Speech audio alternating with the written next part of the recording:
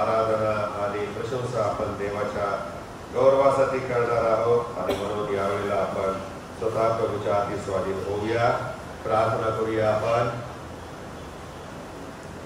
पवित्र पवित्र पवित्र सैन्यांच्या यहोवा देव बापा, तुझी स्तुती आराधना करीतो यासाठी की प्रभू परमेश्वर पित्या, यावेळेला आम्ही तुझ्या हाती जसे आहोत तसे स्वाधीन होतो. तो आमचा ताबा घे, तो आमच्याशी बोल आणि प्रभू आमच्याद्वारे होणारे प्रत्येक गोष्ट तुझ्या गौरवासाठी कारणीभूत कर. सर्व सैतानी शक्तीपासून आमचा तू बचाव कर, येशूच्या नावाने आमेन. देवाची स्तुती असो. आपण यावेळेला प्रेज अँड वर्शिप यासाठी उभे राहूया आणि परमेश्वराच्या नावाला धन्यवाद देऊया. आपल्या चर्चच्या ग्रुपवरती पहिलं गीत येत आहे.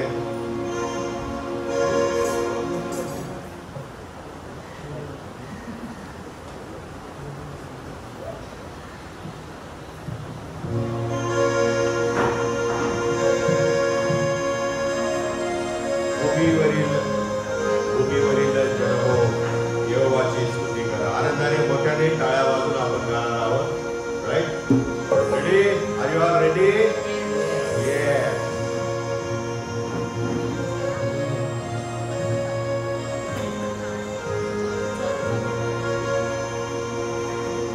भूमीवर जन हो, यहोवाची स्तुती करा.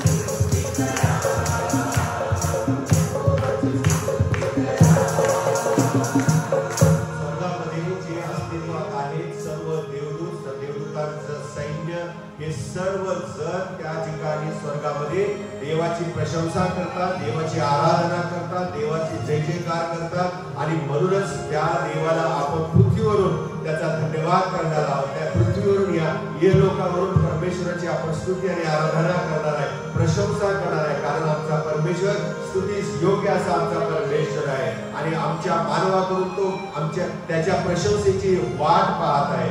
आणि म्हणूनच ज्या वेळेला प्रभू येशू ख्रिस्ताच्या जन्माच्या वेळेला देवदूत अवतीर्ण झाले त्यावेळेला त्यांनी देवाचा गौरव केलेला आहे, देवाची स्तुती केलेली आहे, देवाचे महिमा त्यांनी प्रगट केलेला आहे. आणि तीच गोष्ट परमेश्वर आज या मंडळीकडून अपेक्षा करत आहे. आणि म्हणून ज्या ज्या वेळेला आम्ही ख्रिस्ताच्या नावामध्ये एकत्र येतो त्या प्रत्येक वेळेला आपण त्याची प्रशंसा आणि आराधना केली पाहिजे. आपल्या चर्चच्या ग्रुपवरती दुसरं गीत आहे, तेरी स्तुती प्रशंसा हो. सर्वांना येतं हे गीत, राईट?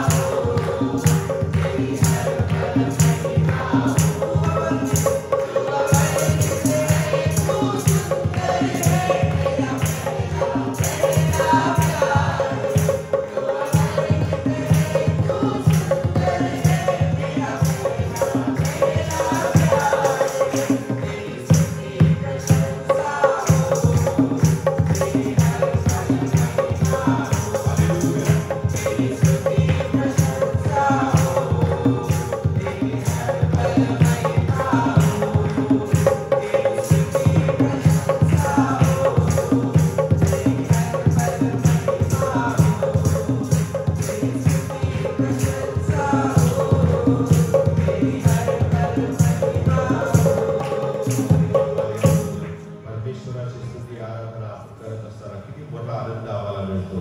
आणि खरोखर प्रभू आमचा हा तारणारा परमेश्वर आहे, तो आमचा पिता आहे. आणि त्याला जर आम्ही सोडलं तर सारं जीवन व्यर्थ आहे. आणि म्हणून आपल्या चर्च ग्रुपवरती आपण तिसरं गीत येत आहे, ते आपण गांभीर्याने परमेश्वराच्या हाती स्वतःला स्वाधीन करून गाऊया. प्रभू माझा तारणारा, प्रभू माझा प्रेमळ बाप.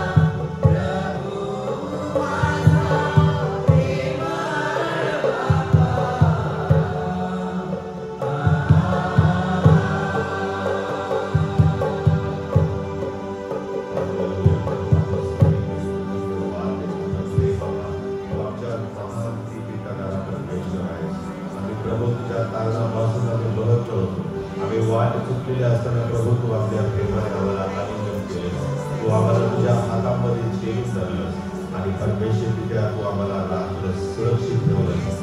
विश्वासामध्ये प्रभू तू आम्हाला स्थिर उभं करत आहे. त्याच्या वाद येतो प्रभू तुझ्या हाती आम्ही स्वतःला स्वाधीन करतो. तू आमचे सहाय्य कर येशूच्या नावाने.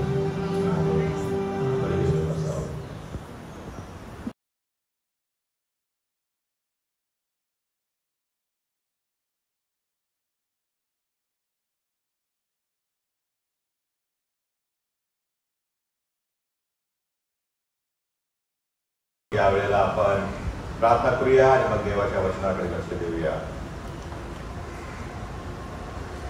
पवित्र पवित्र सैन्यांच्या यहोवा देव बाप्पा, आम्ही तुझी स्तुती करीतो, धन्यवाद देतो, कारण तू आमचा स्तुतीस पात्र असा आमचा देव बाप आहेस. रविवार हा एक दिवस आमच्यासाठी असा ठेवलेला आहेस की ज्या दिवशी प्रभू आम्ही एकत्रित्या येऊन तुझी स्तुती आराधना करून तुझ्या वचनातून मानना घेऊन त्यावरती प्रभू आमच्या आध्यात्मिक जीवनाची आम्ही उपजीविका करावी. आणि म्हणून या ठिकाणी आम्ही जसे आहोत तसे आलेलो आहोत, तुझ्या हाती स्वाधीन होतो. तू आमचा ताबा घे, तू आम्हाला आपल्या आत्म्याने चालेल सामर्थ्याने कर. तारणारा आमचा प्रभू येशू ख्रिस्ताच्या द्वारे. आमेन. हालेलुया, हालेलुया. पाऊस भरपूर आहे, देवाची स्तुती असो. पाऊस पडावा म्हणून आपण प्रार्थना करत होतो आणि काम निघाल्यावर बाहेर जाताना पाऊस बघून आपण चिडतो पण, है ना. काय चिकचिक चिकचिक सगळीकडे झालेलं आहे. माणसाचं मनच असं आहे, मिळालं तरी संतुष्ट नाही, नाही मिळालं तरी संतुष्ट नसतो आपण, नाही का. त्या शेवटी त्या परमेश्वरालाच करावं लागतं, त्यांनी जे ठरवले तेच. योनाच्या बाबतीमध्ये आपल्याला दुसरं उदाहरण पाहायला मिळतं. त्याने निनिवे शहराच्या बद्दल वेगळा विचार केला होता. ते पापी शहर आहे, त्याचा नाश व्हावा असा त्याने विचार केला. देवाकडे त्यांनी तशी प्रार्थना पण केली होती, त्यांचा नाश कर, कारण ते वाईट लोक आहेत, मी चांगला आहे. आणि प्रभू त्याला म्हणाला, पण माझी इच्छा आहे की ते वाईट आहे त्यांचं चांगलं करावं, तू चांगला आहेस, मला आनंद वाटतो. आणि मग तो रुसला, चिडला. बरेच प्रकार आपण ते गेल्या वर्षी लेंट समयामध्ये अभ्यासलेले आहेत. आणि कधी कधी आमच्या जीवनामध्ये संकट येतात, अडचणी येतात, परंतु त्यामधून परमेश्वर आम्हाला कसा नेतो हे आपण पाहणार आहे. आजचं शास्त्रपाठ आहे वादळ शांत करतो. आणि मी म्हटलं प्रभू याच्यावरती ते किती लोक बोलले, मीच बोललो या मंडळीत 4 वर्ष, आता काय नवीन सांगू याच्यामध्ये, मोठा प्रश्न होता.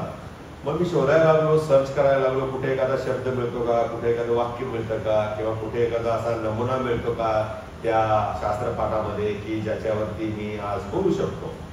आणि परमेश्वराने सुंदर मार्गदर्शन केलेलं आहे.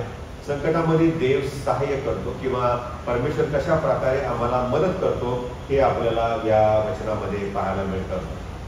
एका उपदेशकाचा मी विचार वाचत होतो आणि त्याने सुंदर रीतीने त्या ठिकाणी लिहिलेलं आहे की आम्ही जरी संकटामध्ये असलो तरी आमच्या संकटामध्ये परमेश्वर आमच्या सोबत असतो किंवा आहे, हे फार महत्वाचं आहे. याला फार महत्व आहे. संकटामध्ये तो आम्हाला सोडत नाही, तो एकटा आम्हाला ठेवत नाही. जसं आपले जगी काय बाप कुठलं संकट आलं आपल्या लेकरावरती तर त्या लेकराच्या साठी धाव घेतात, तशा प्रकारे परमेश्वराचा गुणधर्म आहे. मग ते संकट कसल्याही प्रकारचं असो, आपण निर्माण केलेलं असो किंवा समोरून आलेलं असो, प्रभू आम्हाला सहाय्य करतो. आपल्या लेकराचं उदाहरण घ्या ना, एखादी गोष्ट त्याला माहिती नसते, त्याला कळत नसतं किंवा कळत असून देखील धोका आहे हे माहीत असून देखील तो ती गोष्ट करतो आणि शेवटी आईबाप त्याच्या मदतीला धावतात. आणि मग काय म्हणतात, तुला सांगितलं होतं ना, म्हणजे वॉर्निंग देऊन सुद्धा मुलं चुकतात, पण आई वडील लगेच त्यांच्या मदतीला धावतात. परमेश्वराने आम्हाला वॉर्निंग दिलेली आहे, पण तरी देखील आम्ही चुकतो, वाट बहकतो आणि परमेश्वर आम्हाला पुन्हा सांभाळण्यासाठी संकटामध्ये सहाय्य करत असतो. आमच्या संकटामध्ये येशू आहे हे फार महत्वाचं आहे. तो जर नसता तर गोष्ट निराळी आहे आणि हीच गोष्ट या ठिकाणी आम्हाला पाहायला मिळते. त्याच्यावरच आपण जोर देणार आहोत. आजचा शास्त्रपाठ आपल्या सर्वांच्या परिचयाचा आहेच, पण तो तितकाच दैनंदिन जीवनासाठी देखील लागू आहे. संकट समयी आम्ही देवावर कशा प्रकारे अवलंबून राहावे आणि का अवलंबून राहावे या 2 गोष्टीवरती आपण आज विचार करणार आहे. आपल्या चर्चच्या व्हॉट्सअप ग्रुपवरती मी आजची अनुक्रमणिका टाकलेली आहे. आज देवाच्या वचनातून तुम्ही काय ऐकाल. पहिला मुद्दा आहे, आमचं भविष्य परमेश्वराच्या हाती आहे. आमचं भविष्य परमेश्वर निर्माण करत असतो, आम्ही क्रिएट करत नाही. कारण आमच्या हातामध्ये आमचं जीवन नाही, आमचा जीव नाही. प्रभू येशू ख्रिस्त स्वतः म्हणाला की मी जीव देतो आणि तो घेतोही. त्याच्यामध्ये जर एवढं सामर्थ्य आहे तर मनुष्याचं जीवन बंद करणं किंवा चालू करणं याचं सामर्थ्य देखील त्या परमेश्वराच्या हातामध्ये आहे. मार्गाचं शुभवर्तमान 4था अध्याय आणि 35 आणि 36 वचनाकडे आपण लक्ष देत आहोत. आपलं भविष्य देवाच्या हातामध्ये कसं आहे. येशू ख्रिस्त संपूर्ण दिवसभर लोकांना शिक्षण देत आहे असं आम्हाला या शास्त्रपाठाच्या अगोदरच्या पाठामध्ये पाहायला मिळतं.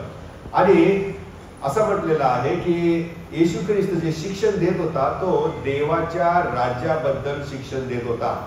देवाचं राज्य कशा प्रकारे आहे, मोतीसारखा आहे, लपवून ठेवलेल्या ठेवीसारखा आहे, जाळ्यासारखं आहे, मोहरीच्या दाण्यासारखं आहे, नाही का, अशी, आणि बी सारखं आहे. असे अनेक उपमा परमेश्वराने प्रभू येशू ख्रिस्ताने देवाच्या राज्याला दिलेल्या आहेत आणि देवाच्या राज्याचं महत्व लोकांना पटवून दिलेलं आहे. आज किती उपदेशक देवाच्या राज्याबद्दल बोलतात हा बरा प्रश्न आहे.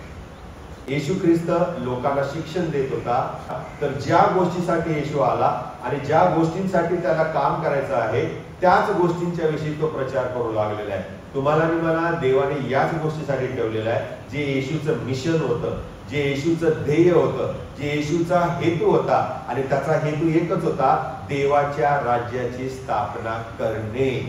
मार्काचं शुभवर्तमान काढा, पहिला अध्याय काढा आणि त्यातलं सुरुवातीची वचन जी आहे त्यामध्ये आम्हाला प्रभू येशू ख्रिस्त सेवा करत असताना कोणत्या प्रकारे किंवा कशा प्रकारे त्याने सुरुवात केलेली आहे त्याचं वर्णन मार्क लिहिण्यासाठी विसरत नाही. पहिला अध्याय बघा तुम्ही, मार्काचं शुभवर्तमान. आणि मग असं म्हटलेलं आहे की तो घोषणा करत निघालेला आहे, अरण्यामध्ये आलेला आहे. 15 वचन, काळाची पूर्तता झाली आहे, समय संपत आलेला आहे आणि तुम्ही आणि मी संपत आलेल्या युगाच्या समाप्तीच्या दिवसांच्या मध्ये आहोत, हे विसरू नका. काळाची पूर्णता झाली आहे आणि देवाचे राज्य जवळ आले आहे. पश्चाताप करा आणि सुवार्तेवर विश्वास ठेवा. देवाच्या राज्याची गोष्ट, त्याचं सेवेला प्रारंभ केल्याबरोबर पहिलेच वाक्य देवाच्या राज्याविषयी आहे. आणि मग त्याची संपूर्ण सेवा ही देवाच्या राज्यासाठी आहे. त्या देवाच्या राज्यामध्ये फक्त देवच नाही, पुढे सगळ्या खुर्च्या रिकाम्या आहेत, माणसंच नाहीत असं नाही. त्याला राज्य म्हणता येत नाही. राज्य म्हणजे राजा आणि प्रजा पण हवी आहे. मग त्याने देवाच्या राज्याच्या प्रजेसाठी माणसे गोळा करायला प्रारंभ केला. उगाच 12 शिष्यांना त्याने पाचारण केलं का हो? ही त्याची सुरुवात होती. देवाच्या राज्याची सुरुवात प्रथम देव, येशू ख्रिस्त, आणि मग 12 शिष्य, आणि मग 70, मग 300, 500, 3000, 5000, अफाट संख्या वाढत आहे. देवाचं राज्य वाढत आहे. आणि म्हणून प्रियानो, गेल्या रविवारी पण आपण देवाच्या राज्याविषयी ऐकलेलं आहे आणि देवाच्या राज्याबद्दलची सुवार्ता किंवा घोषणा प्रभू येशू ख्रिस्ताने सुरुवातीपासून केलेली आहे. अगदी शेवटच्या क्षणापर्यंत त्या वधस्तंभावरती स्वतः मृत्युमुखी पडत असताना देखील देवाकडे तो याचना करीतो, प्रभू हे माणसं जरी चुकले तरी यांना तू माफ कर, कारण ते आपल्या राज्यातील प्रजा आहेत. ते काय करतात ते त्यांना समजत नाही, कारण ते देवाच्या राज्यात असून देखील चुकीच्या मार्गाने चाललेले आहेत. त्यांना क्षमा कर, कारण तू जर त्यांच्या विरोधामध्ये गेलास, तुझा क्रोध जर त्यांच्यावरती आला तर आपल्या राज्यामध्ये प्रजाच नसणार. मला चांगला टॉपिक मिळाला आता पुढच्या गुडफ्रायडेला बोलायला, नाही का. पहिल्या शब्दावर मी बोलेन किंवा तुमच्यापैकी जो कोणी बोलेल ते हा लक्षात ठेवा बरं का. पहिला शब्द देवाच्या राज्यावरती अवलंबून आहे. हो प्रियानो, आणि म्हणून त्या प्रभू येशू ख्रिस्ताने पहिल्या शब्दामध्येच प्रभूला विनंती केलेली आहे, प्रभू यांना माफ कर, कारण ते काय करतात यांना समजत नाही. ते फक्त प्रभूने मध्यस्थीची प्रार्थना केली, प्रभूने क्षमेची प्रार्थना केली, प्रभूने प्रार्थनेमध्ये पहिला वाक्य घालून अनेक गोष्टींच्या विषयी अनेक उपदेशक बोलतात. परमेश्वरने आज मला इथं प्रगट केलं. बघा परमेश्वर कसा प्रगट करतो आपल्या आत्म्याने. आणि हीच गोष्ट प्रभू येशू ख्रिस्त त्याच्या सेवेच्या प्रारंभापासून करत आहे. शिक्षण देत असताना त्याने देवाच्या राज्यावरती भर दिलेला आहे. खरं शिष्य होणं म्हणजे काय आणि शिष्याने काय काम करावं याचे शिक्षण त्याने दिलेलं आहे. देवाचं राज्य कसं वाढू शकतं हे उत्तम त्याने उदाहरण दाखल्यांच्या मधून प्रगट केलेलं आहे. देवाचं राज्य प्रारंभी छोटं असतं, मग ते विस्तारत जातं. परमेश्वराचं राज्य, देवाचं राज्य हे लपवलेल्या ठेवीसारखं आहे. ज्याला ती सापडते तो ती घेतो आणि काय करतो? देवाचा गौरव करतो, नाही का. आणि अनेक गोष्टी आहेत, अनेक उदाहरणं आहेत देवाच्या राज्याविषयी. आणि म्हणून जे खरंच मनापासून शिकू इच्छित होते ते सगळे येशूच्या मागे आलेले आहेत. बघा तुम्ही त्या ठिकाणी एक वाक्य मला आज शुभवर्तमान वाचत असताना आढळ, आणि त्यामध्ये असं म्हटलेलं आहे की प्रभू येशू ख्रिस्ताने आपल्या शिष्यांना मचवा तयार करायला सांगितलं आणि ऑर्डर केली, आज्ञा दिली की पलीकडच्या तीरावरती न्या. आणि त्याच्यामध्ये एक वाक्य पुढे आहे आणि ते वाक्य असं आहे की त्या ठिकाणी दुसरे अनेक मचवे होते, दुसरेही होडी त्याच्या बरोबर होते. माहिती नाही त्या होड्यांच्या मध्ये, त्या बोटींच्या मध्ये माणसं होती का नाही, किती होती हे आपल्याला माहित नाही. पण एक मात्र निश्चित आहे की मी गेल्या रविवारी म्हटल्याप्रमाणे प्रभू येशू ख्रिस्त प्रायव्हेट ट्युशन घेण्यासाठी उत्सुक होता आणि म्हणून काही निवडक लोक जे उत्सुक होते, ज्यांना येशूच्या ट्युशन्स मध्ये ऍडमिशन घ्यायचं होतं, त्यांना प्रभूने आपल्या सोबत घेतलेलं आहे. आणि मग असं म्हटलेलं आहे प्रभू येशू त्यांना की आपण पलीकडे जाऊया. This is not the place proper that I tell you in details. शाळेमध्ये सगळं डिटेल शिकवलं जाऊ शकत नाही, म्हणून तुम्ही प्रायव्हेट ट्युशन करा, जॉईन व्हा, है ना. आणि 30 दिवस येशूने शिष्याला सांगितलेलं आहे चला आपण पलीकडे जाऊया. आणि मग पलीकडे जात असताना एवढा मोठा लोकसमुदाय पलीकडे येऊ शकत नव्हता. मग जे उत्सुक होते तेवढेच प्रभू बरोबर गेलेले आहेत आणि त्यांना त्याने देवाच्या राज्याच्या विषयी फोड करून सांगितलेलं आहे, स्पष्टीकरण करून सांगितलेलं आहे. पण जात असताना हे स्पष्टीकरण त्यांना समजावे म्हणून समुद्रामध्ये देवाने वादळ आणले. जीवनात वादळ येतं ना, जरुरी नाही की तुम्ही पाप केलं म्हणून वादळ येतं. प्रभू मुद्दाम वादळ आणतो यासाठी की आमचा नाश होणे, तर आम्ही त्यामधून सावरावे, विश्वासामध्ये उभे राहावे. आणि म्हणून या ठिकाणी बघा, समुद्र काय या लोकांसाठी नवीन होता का? वादळ काही नवीन होतं का? पण झालं, वादळ आलेलं आहे आणि ते खरोखर प्रियानो भयानक असं वादळ होतं. आणि म्हणून ज्या लोकांनी प्रभू येशू ख्रिस्ताकडून शिकण्याची इच्छा व्यक्त केली, ते लोक आणि शिष्य जे आहेत यांना प्रभूने आपल्या सोबत घेतलेलं आहे आणि पलीकडच्या तीरावरती गेलेलं आहे. कारण लोक जे होते समुदायामध्ये ते येशूच्या विषयी ऐकलेलं होतं, स्वर्गाच्या राज्याबद्दल त्याने ऐकलेलं होतं, पुनरुत्थानाबद्दल ऐकलेलं होतं, परंतु ते ऐकीव ज्ञान होतं, त्यांनी ते अनुभवलेलं नव्हतं, अनुभवाच्या द्वारे ते शिकलेले नव्हते. आणि म्हणून आपला विश्वास खरा कसा असावा हे पटवून देण्यासाठी प्रभू येशू ख्रिस्त त्या ठिकाणावर निघाला आणि उत्सुक असणाऱ्या लोकांना शिकवू लागलेला आहे. आणि पुढे आम्ही पाहतो प्रियानो, वादळ हे जरी ह्या शिष्यांकरता नवीन नव्हते, पण ते वादळ त्यांनी येशूवर विश्वास ठेवण्यास शिकावे म्हणून कारणीभूत झालेलं आहे. परमेश्वर त्याच्या प्रजेला, देवाच्या राज्यातील लोकांना घडवतो, ही मोल्ड्स देव. मग हे घडवत असताना एका झटक्यात चांगल्या प्रकारे तो तयार होत नाही. म्हणून कुंभाराचं उदाहरण जुन्या करारामध्ये पाहायला मिळतं. जसा कुंभार त्या मातीच्या गोळ्याला आकार देतो आणि एकदा ती मातीचा गोळा घेतला आणि त्या साच्यामध्ये टाकला की लगेच तयार होतं तो पात्र, असं नाही. त्यातून तो एक्स्ट्रा माती जी असते ते टाकून देतो, पुन्हा ती गोळा करतो पाणी टाकून, पुन्हा त्याला शेप देतो, नाही का. तेव्हा कुठे ते पात्र योग्य वापरासाठी किंवा सुशोभीकरणासाठी योग्य असं ठरतं. तशाच प्रकारे आमच्या जीवनाचा आहे. परमेश्वर आम्हाला घडवतो, तो कुंभार आहे आणि आम्ही माती आहोत. आणि मग ते घडवत असताना प्रियानो काही काही गोष्टी तो आमच्या जीवनामध्ये मुद्दा मानतो. काही गोष्टी संकटाच्या असतात, काही आजार असतात, काही पेट प्रसंग असतात, काही गोष्टी ज्या आमच्या आवडण्याच्या बाहेर असतात, ज्याच्यावरती आम्ही नियंत्रण ठेवू शकत नाही, पण प्रभू नियंत्रण ठेवतो. या समुद्रावरती आलेल्या वादळा प्रभू आम्हाला हे शिकवतो की हे जे वादळ आहे ना, ते मनुष्य नियंत्रित करू शकत नाही. इट्स ओनली मी, ते फक्त मीच करू शकतो, हे प्रभू शिकवतो. हे विसरू नका. आपल्या जीवनामध्ये कसल्याही प्रकारचं वादळ आलं असेल, तुम्ही आणि मी समर्थ नाही ते शांत करायला. प्रभू काय म्हणतो? इट्स ओनली मी, मीच तो आहे. मीच तुमच्या जीवनामध्ये आणलेलं वादळ शांत करू शकतो. आणि म्हणून प्रियानो आलेल्या वादळाला आपण आमच्या मानवी प्रयत्नाने शमविण्याचा किंवा थोपवण्याचा प्रयत्न करतो, तेव्हा आम्ही दुर्बळ करतो आणि नको ते चुकीचे निर्णय घेऊन आपण नाशास कारणीभूत होतो. या ठिकाणी शिष्यांनी पण तेच केलेलं आहे. वादळ त्यांना जरी नवीन नव्हतं, लाटा जरी त्यांना नवीन नव्हत्या, बोट जरी त्यांना नवीन नव्हती, त्यांना अनुभव होता, परंतु त्या अनुभवातूनच त्याने मचव्यामध्ये आलेलं पाणी काढायला सुरुवात केली. पण जेव्हा पाहिलं की लाटा उंच उसंबळत आहे आणि उंच उसंबळल्यामुळे बोटीमध्ये पाणी भरपूर येऊ लागलेलं आहे, जेवढं ते बाहेर टाकत होते त्याच्या चौपट पाणी आत येतं आणि मग ते थकलेच. वादळ आमच्या क्षमतेच्या पेक्षाही जास्त समर्थ असतं, ते सामर्थ्यशाली असतं. वादळ इतकं भयानक आहे, कुठलीच शक्ती प्रियानो त्याला थोपवू शकत नाही.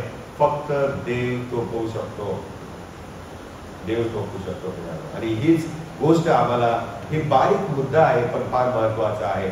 आमच्या जीवनामध्ये येणारं वादळ आम्ही थोपवू शकत नाही. इट्स ओनली जीसस, फक्त येशू ख्रिस्त करू शकतो.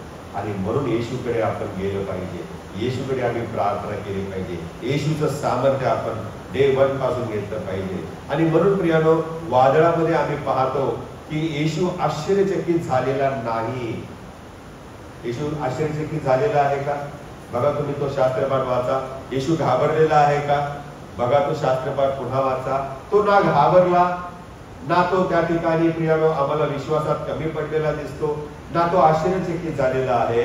उलट तो बोटीमध्ये वादळाने पाणी बोट भरली जात असताना देखील वारामास झोपी गेलेला आहे, निवांत झोप. आता तुम्ही विचार करा की येशूला खरंच झोप लागली होती का त्याने मुद्दाम झोपण्याचा प्रयत्न केला होता? एवढं वादळ आहे, सुसाट्याचा वारा आहे. बघा त्या ठिकाणी काय लिहिलेलं आहे, काय लिहिलेलं आहे? मोठे वादळ झाले आणि लाटा मचव्यावर अशा आदळत होत्या की तो मचवा पाण्याने भरला. पण 39व्या वचनात काय लिहिले माहिती का? येशू उठला आणि त्याने वाऱ्याला धमकाविले आणि समुद्राला म्हटले, उगारा, शांत हो. वारा घोंगावत होता, लाटा उसळत होत्या. अशामध्ये बोटीत कोण झोपेल का? त्याला गाढ झोप लागेल का? कोणी निद्रावस्थेमध्ये जाईल का प्रियानो? अशक्य कोटीतील गोष्ट आहे. म्हणजे येशू ख्रिस्त जो झोपला होता त्याला त्यातून शिकवायचं होतं शिष्यांना की वादळातही आम्ही ज्या वेळेला परमेश्वरावर अवलंबून असतो तेव्हा निवांत असतो, निर्धास्त असतो. कारण ते मी थोपू शकत नाही ना, मग जो थोपू शकतो ना, लिटिंबर त्याला काम करू द्या. आणि ही येशू शिकवतो. आणि म्हणून तो खुद्द देव असताना देखील शिष्यांना हे शिकवू पाहत आहे की या वादळातही मी शांत आहे, या वादळात मी स्तब्ध आहे, या वादळात मी घाबरलेलो नाही. कारण मला ज्या देवाने पाठवलं त्या देवावर माझा विश्वास आहे. कारण येशू झोपला होता, कारण तो सर्व गोष्टींचा नियंत्रक होता. Everything was under his control. त्याला माहिती होतं वादळ आहे, वारा आहे, बोटीत पाणी येतंय, पण त्याला हेही माहित होतं की बोट बुडणार नाही. शिष्यांना वाटलं बोट बुडणार, म्हणून ते घाबरले होते. आम्ही हे विसरतो की everything is under God's control. परमेश्वर सर्व काही पाहणारा देव आहे. त्याच्या हातामध्ये आम्ही आहोत, त्याच्या हातामध्ये आम्ही सुरक्षित आहोत. कारण आमचं जीवनामध्ये घडणाऱ्या प्रत्येक गोष्टींचा नियंत्रक कोण आहे? परमेश्वर आहे, परमेश्वर आहे. आणि हीच गोष्ट या ठिकाणी प्रभू आम्हाला सांगत आहे. त्याला ठाऊक होतं की पुढे काय होणार आहे आणि त्याचा शेवट काय आहे. म्हणून आपण पहिला मुद्दा पाहतो की आमचं भविष्य परमेश्वराच्या हातामध्ये आहे. त्याला माहिती की भविष्यामध्ये मी काय करणार आणि काय करणार नाही. असा हा अनुभवी परमेश्वर येशू ख्रिस्त आमच्या सोबत आहे हे आम्ही विसरता कामा नये. उदाहरण सांगतो तुम्हाला. नुकतीच मॅच संपलेली आहे, भारत जिंकलेला आहे. आणि ते पाहत असताना मी काय सगळी मॅच बघितली नाही, परंतु जे काही पाहतो त्यामधून एक मला पाहायला मिळालं, शिकायला मिळालं की त्या मॅच मध्ये नवशिक्षित पण काही खेळाडू असतात है ना, ज्यांना जास्त अनुभव नसतो, जे जास्त खेळलेले नसतात. पण जेव्हा ते मैदानावर त्यांना उतरवलं जातं ना, त्यावेळेला वेगळी परिस्थिती निर्माण ते करतात. कारण त्या टीम मध्ये काही अननुभवी असतात, नवीन प्लेयर्स असतात आणि काही जुने प्लेयर्स असतात. दोघांचा फरक पहा खेळत असताना.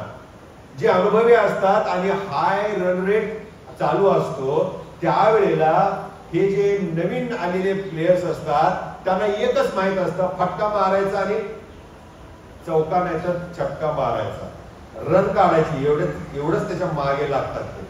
आणि त्या रन काढण्याच्या गडबडीमध्ये ते हे विसरतात की हाय रन रेट आहे, म्हणजे रन रेट वाढत चाललेला आहे, तो कमी करायचा आहे हे ते विसरतात. दुसरी गोष्ट आम्हाला हे पाहायला मिळते, शिकायला मिळते की क्रिकेट चालू असताना हाय रन रेट असताना देखील या नवशिक्षित किंवा अननुभवी जे क्रिकेट प्लेयर्स असतात यांनी संयमाने खेळायचं असतं, ते विसरतात आणि मग सिक्सर आणि फोर मारण्याच्या नादामध्ये आउट होतात. काय होतात? आउट होतात, विकेट पडतात. पण ते जर अनुभवी असेल, जो बऱ्याच मॅचेस खेळलेला असेल, तो काय करतो माहिती का? तो संयमाने घेतो, कारण त्याचं लक्ष बोर्डाकडे असतं.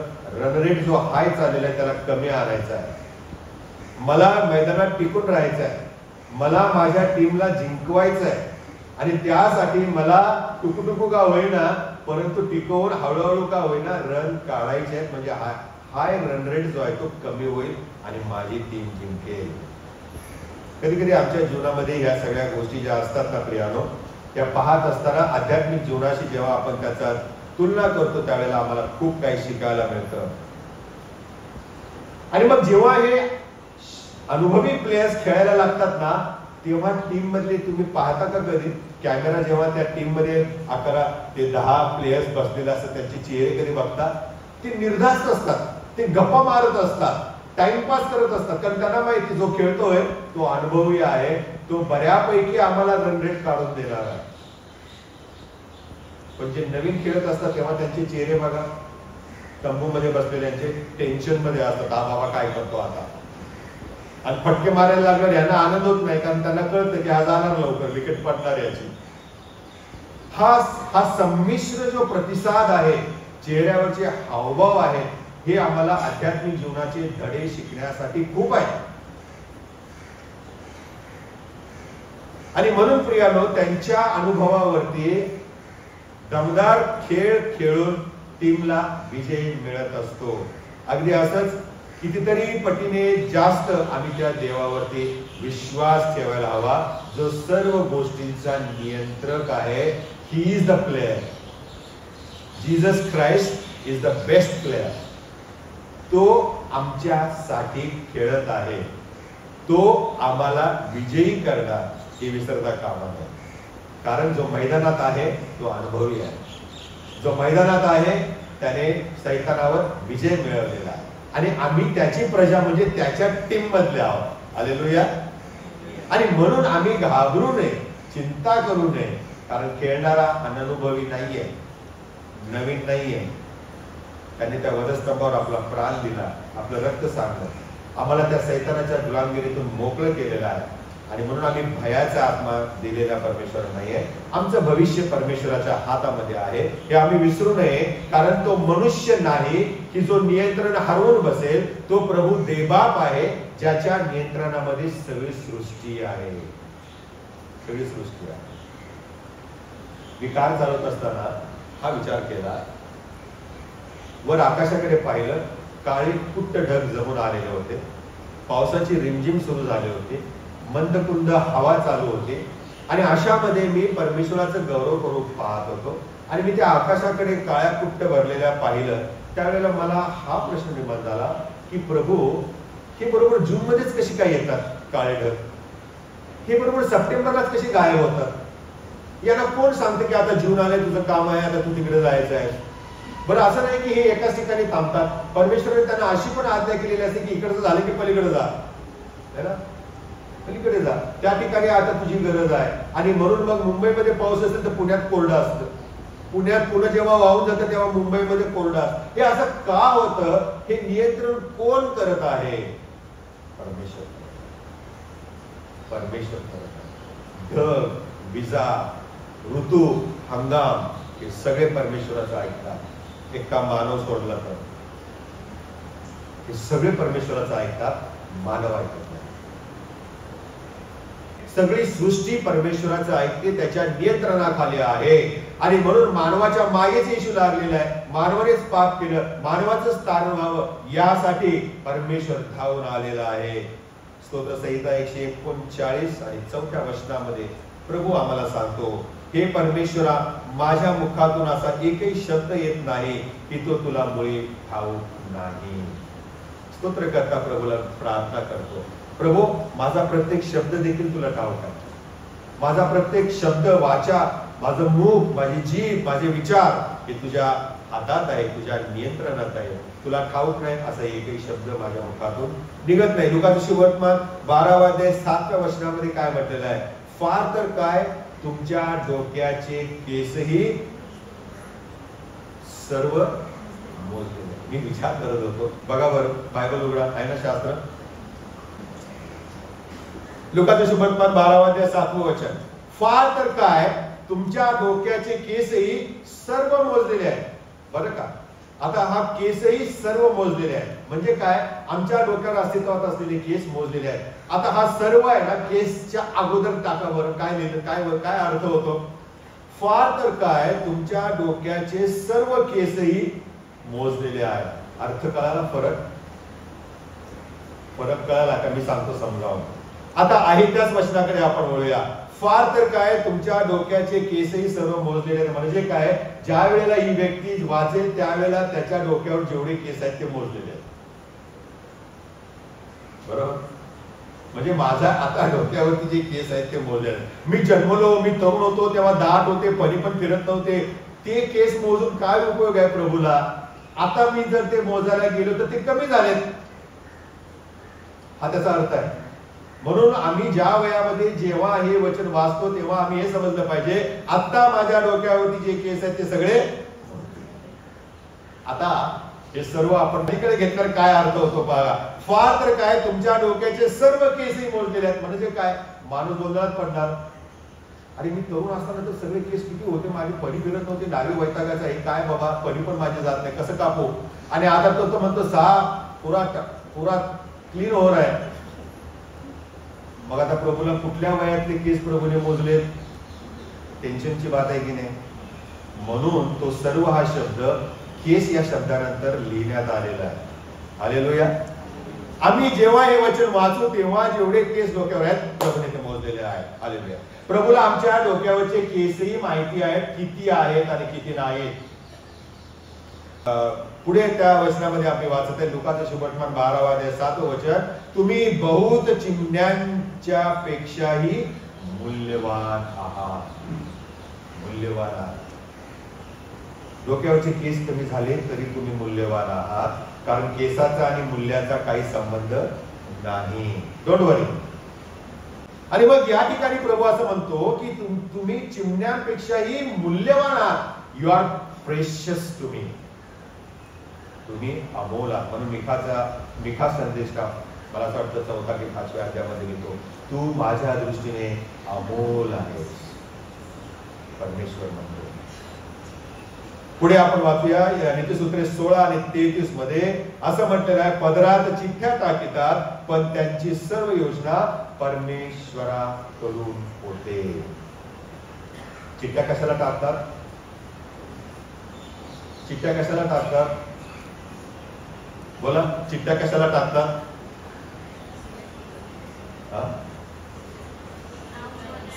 नाव निवडण्यासाठी, निर्णय घेण्यासाठी आपण चिठ्ठ्या टाकतो. एजंटच नाही सांगत आहे मी. प्रभू येशू ख्रिस्ताच्या वेळेस पण चिठ्ठ्या टाकल्या, त्याचा जागा कोणी घ्यायचा? चिठ्ठ्या टाकल्या. आपण खेळ खेळताना पण स्पोर्ट्स डेच्या वेळेला पण हेच करतो ना, चिठ्ठ्या टाकतो. काय की निर्णय घ्यायला आम्हाला सोपं पडावं. परंतु हा जो निर्णय घेतला जातो ना तो देखील कोणाकडून असतो? म्हणजे काय की प्रत्येक गोष्ट परमेश्वराच्या नियंत्रणात आहे. आमचे शब्द, आमचे केस, आमचे निर्णय परमेश्वराच्या नियंत्रणात आहे. हे मला या 3 वचनांच्या वरून तुम्हाला सांगायचं आहे, शिकवायचं आहे. परमेश्वराचं सहाय्य प्रत्येकाला वेगवेगळ्या प्रकारे प्राप्त होतं, कारण प्रत्येकाचं संकट, प्रत्येकाची समस्या ही वेगळी असते प्रियानो. परंतु या सगळ्यांच्या मधून जी देवाची योजना आहे, जो देवाचा हेतू आहे, तो प्रत्येकाला वेगवेगळा असतो. आणि म्हणून प्रियानो त्याचा अर्थ असा नाही की आमच्यावर त्याचे नियंत्रण नाही. God is in control of our life. जे होतं परमेश्वरापासून होतं. मग वाईट झालं ना तरी वाईट वाटून घेऊ नका, दुःखी होऊ नका. प्रभू त्यातून काहीतरी नवीन निर्माण करत असतो. हे कधी विसरू नका. पुढे आम्ही पाहतो दुसरा मुद्दा आहे, संकटामध्ये आम्ही देवावर विसरून राहू शकतो कारण देव आम्हा सोबत असतो. The Christ is in the boat. हे इम्पॉर्टंट आहे. येशू आमच्या संकटामध्ये, आमच्या जहाजामध्ये आहे, आमच्या बोटीमध्ये आहे, आमच्या सोबत आहे. हे फार महत्वाचं आहे. आणि आम्ही मानव तेच विसरतो. शिष्यांच्या वरती आलेला प्रसंग हा भयानक होता प्रियानो. जरी वादळ, वारं, पाऊस, ऊन हे सगळं त्यांच्यासाठी जुनच होतं, नवीन नव्हतं. पण या वेळेला मात्र प्रियानो जोर एवढा होता, भयानकता एवढी होती की ते घाबरले होते. समुद्राचे पाणी बोटीमध्ये येऊ लागलेले होते. पण मग येशू त्यांना काय म्हणाला माहिती का? काय म्हणाला येशू त्यांना? तुम्ही इतके भित्रे का? कसे? तुम्हाला विश्वास कसा नाही? विश्वास कसा नाही? पण हे तयारी करत असताना मला असं प्रभूने दाखवलं की प्रभूने त्यांना पहिलं म्हटलं का तुम्ही एवढे भित्रे कसे काय? तुम्ही का घाबरले? तुमचा विश्वास नाही का? मग तो वादळाकडे म्हणाला शांत व्हा म्हणून. असं केलं का? त्याने काय केलं? पहिलं वादळ शांत केलं, लाटांना थांबवलं आणि मग शिष्यांकडे वळाला आणि म्हणाला तुम्ही इतके भित्रे कसे?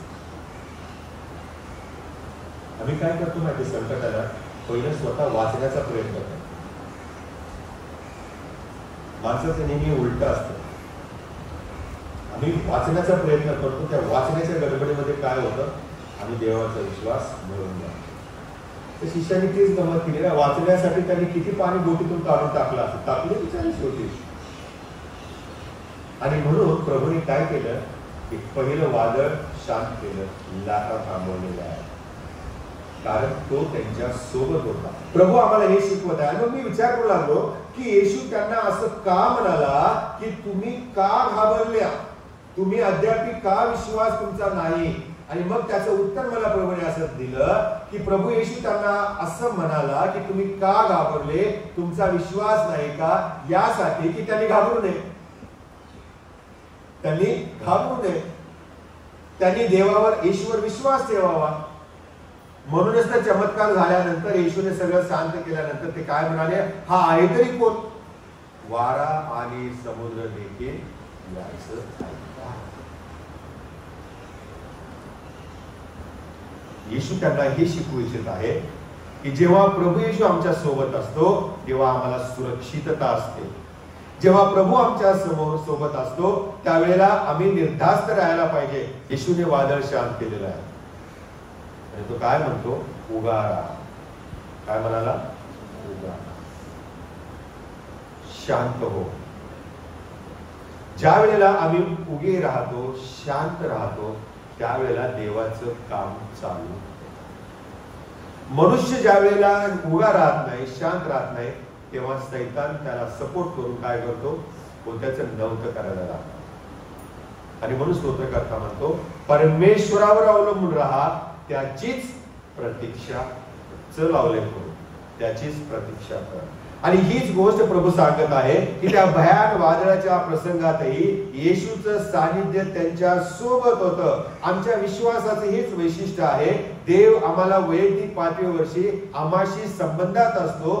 तो दूर नाही, तो आमच्या संपर्कामध्ये असतो, तो आमच्या सोबत असतो. आणि म्हणूनच आमच्या जीवनाच्या प्रत्येक गोष्टीमध्ये प्रभू इंटरेस्टेड आहे. तो इंटरेस्टेड आहे. देवाने येशूला भूतरी यासाठीच पाठवलेलं आहे की त्याने आमच्या सोबत असावे. आणि म्हणून तो जन्माला आला त्यावेळेला दूताने मरियला आली असं मला सांगितलं. त्याला इम्मॅन्युएल म्हणतील. याचा अर्थ काय? आमच्या सोबत राहणारा परमेश्वर आहे.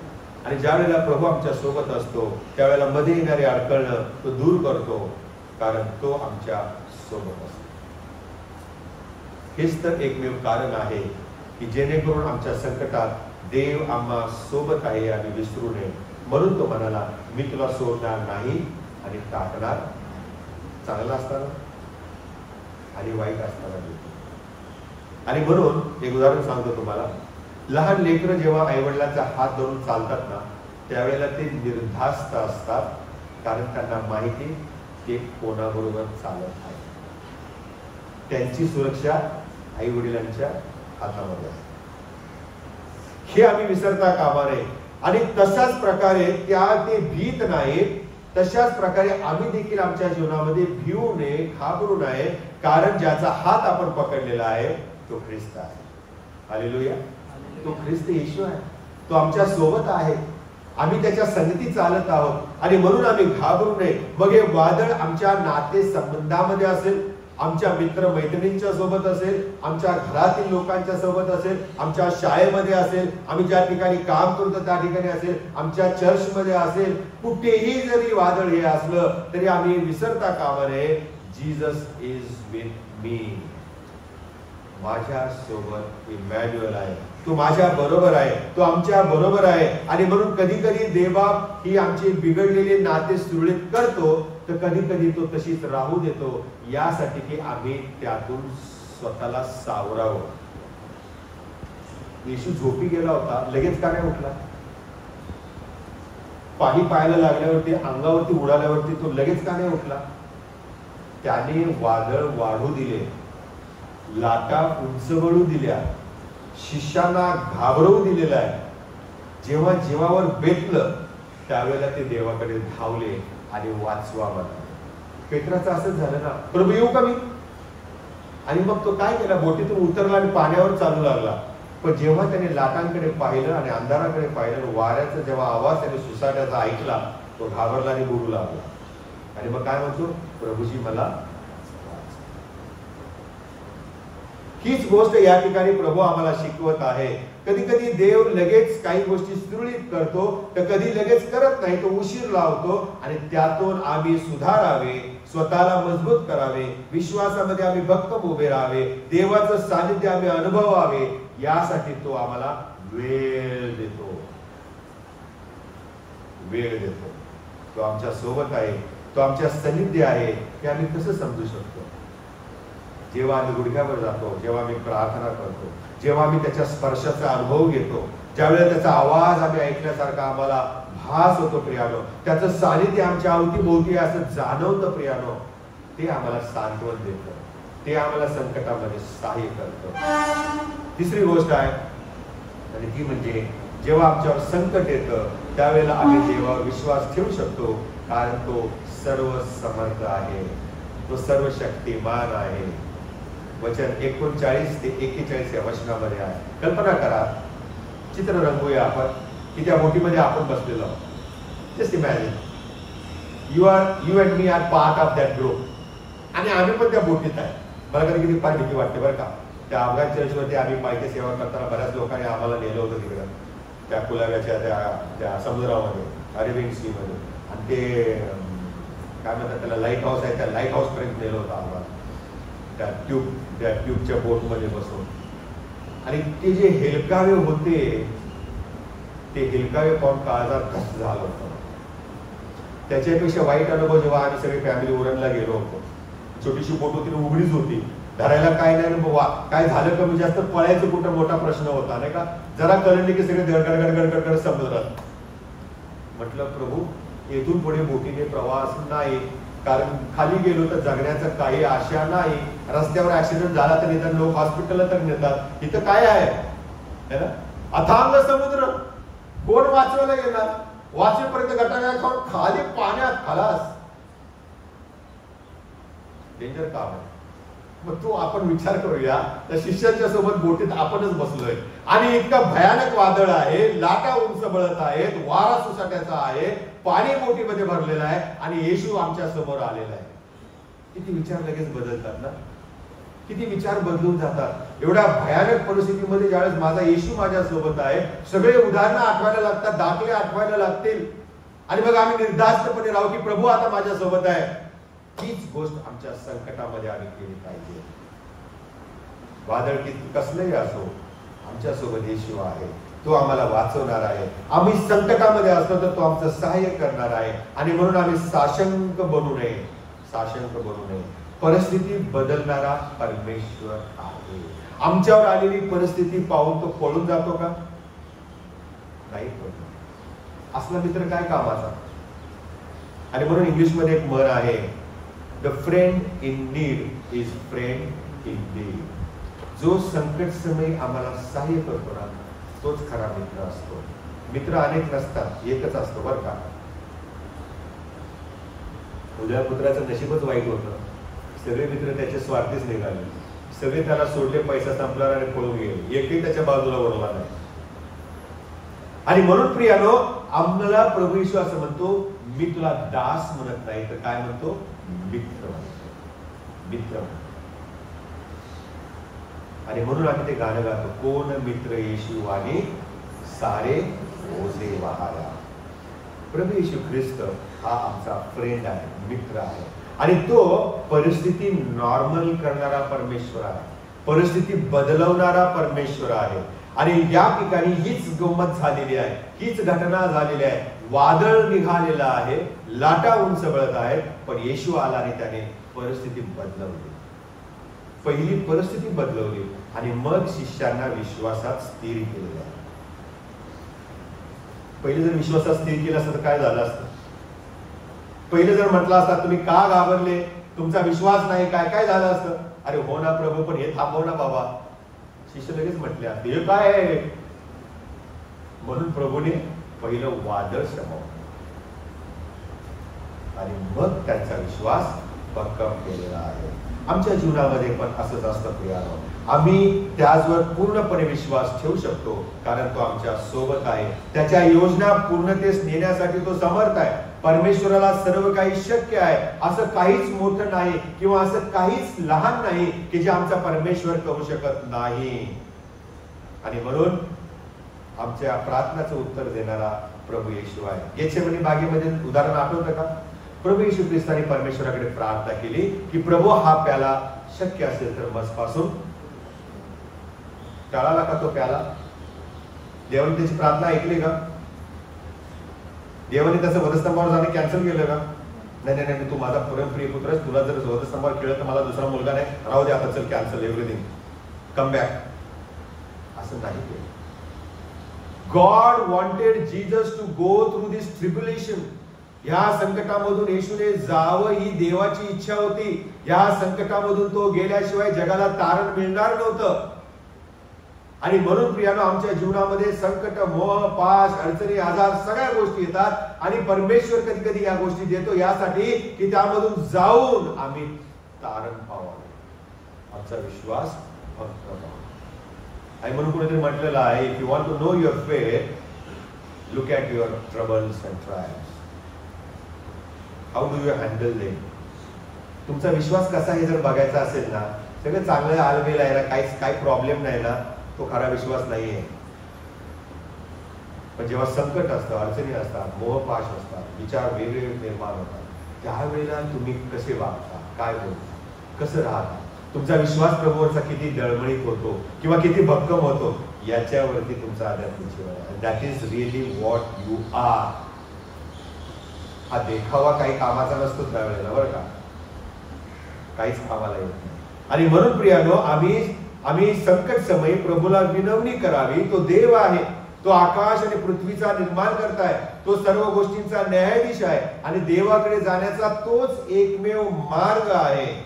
आणि सार्वकालिक जीवन दाता आहे, सार्वकालिक जीवन प्रभूकडून येते. आणि म्हणून त्याच्या सामर्थ्यावर विश्वास ठेवून आम्ही त्याच्याकडे जाऊ शकतो, विश्वासाने त्याच्याकडे जाऊ शकतो, कारण तो आहे. शेवटी प्रियानो, आमच्या विश्वासाची काय स्थिती आहे आज आपण ते तपासूया. याची पारख आम्हावरील कठीण प्रसंगामध्ये, जेव्हा आपण कठीण प्रसंग येतात त्यावेळेला आम्हाला कळते. आमच्यावर जेव्हा वादळ येतं, अडचणी येतात, त्यावेळेला आमचा विश्वास कसा आहे हे आम्हाला कळतं प्रियानो. आणि म्हणून अशा प्रत्येक प्रसंगी आपण देवावर विश्वास ठेवूया, कारण तो माझ्या भविष्याचा नियंत्रक आहे. दुसरी गोष्ट, तो माझ्या सोबत आहे. आणि तिसरी गोष्ट, तो सर्व समर्थ आहे. He can handle it. तुमची समस्या प्रभूच्या हाती द्या, लेट हिम वर्क.